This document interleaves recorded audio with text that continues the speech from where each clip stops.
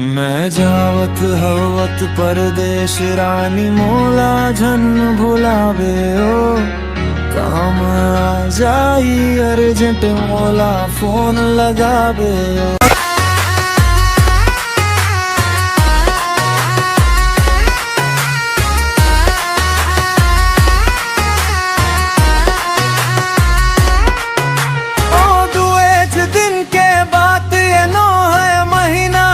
सर जल्दी कन आ जाऊ लौट के अपन घर दुआर सन सो फिक्र झन कर बे ज्यादा सुघर खावे पीबे ओ। मैं जावत हव परदेश रानी मोला झन बुलावे ओ।